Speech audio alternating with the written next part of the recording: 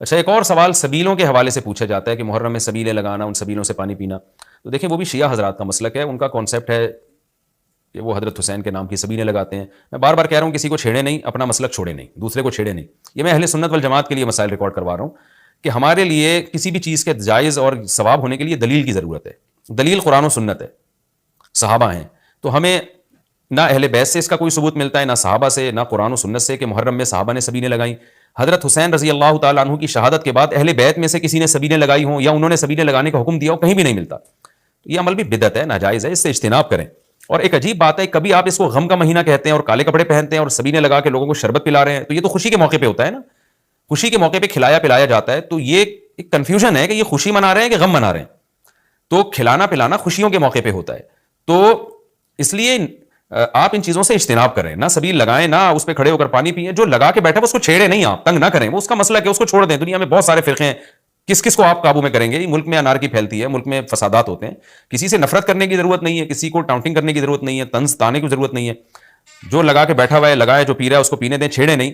لیکن میں آپ کے لیے یہ کہہ رہا ہوں جو اس وقت میرا پروگرام سن رہے ہیں، اگر آپ قرآن و سنت ہی کو فالو کرتے ہیں، آپ اہل سنت والجماعت میں ہیں، یا تو میں بار بار کہتا ہوں پورے شیعہ ہو جائیں نا. پھر آپ ڈبل مسلکوں پہ چلنا تو یہ دنیا میں کسی کا بھی اصول نہیں ہے کہ آدھا ادھر آدھا ادھر، وہ تو کہیں کا بھی نہیں ہوتا. یا تو پورے ادھر ہو جائیں یا پھر پورے اہل سنت والجماعت بن جائیں. تو اہل سنت والجماعت کے ہاں یہ سبیلیں لگانا یہ جائز کام نہیں ہے، کیونکہ قرآن و سنت سے اس کا ثبوت نہیں ہے. لوگ کہتے ہیں کہ آدمی کسی کو شربت پلا رہا ہے، پانی پلا رہا ہے، تو پانی پلانا تو بڑا اچھا کام ہے.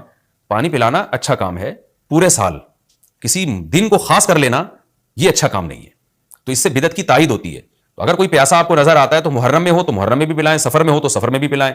لیکن کوئی پیاسا نہیں ہے تو جیسے آپ پورے سال سبیلیں نہیں لگاتے تو محرم میں بھی نہ لگائیں آپ. کیونکہ اگر آپ پورے سال نہیں لگاتے، محرم میں لگا رہے ہیں، تو یہ اس کی علامت ہے آپ اس مہینے کو سبیل کے حوالے سے خاص ویلیو دے رہے ہیں. اس ویلیو کی آپ کے پاس قرآن و سنت سے دلیل ہونی چاہیے. دلیل نہیں ہے تو ہمارے پاس دلیل ہے. نبی صلی اللہ علیہ وسلم نے فرمایا من احدث فی امرنا ھذا ما لیس منہ فہو رد وفی روایت فہو مردود. جو ہمارے دین میں کوئی بھی نئی چیز لے کر آئے گا، نبی نے فرمایا وہ مردود ہے، ہم نہیں اس کو ایکسیپٹ کریں گے. تو اس لیے بھائی ہم تو اس حدیث کو فالو کرتے ہیں. تو کائنڈلی آپ حضرات سے گزارش ہے، ہاں کوئی پورے سال سبیل لگا کے بیٹھا ہو تو وہ محرم میں بھی لگا لے. کیوں؟ وہ اس لیے کہ وہ محرم کو الگ سے فضیلت نہیں دے رہا سبیل کے حوالے سے، بلکہ وہ کہہ رہا ہے میں تو پورے سال لوگوں کو پانی پلاتا ہوں تو محرم میں بھی پلا رہا ہوں، میں تو پورے سال شربت پلاتا ہوں تو محرم میں بھی پلا رہا ہوں.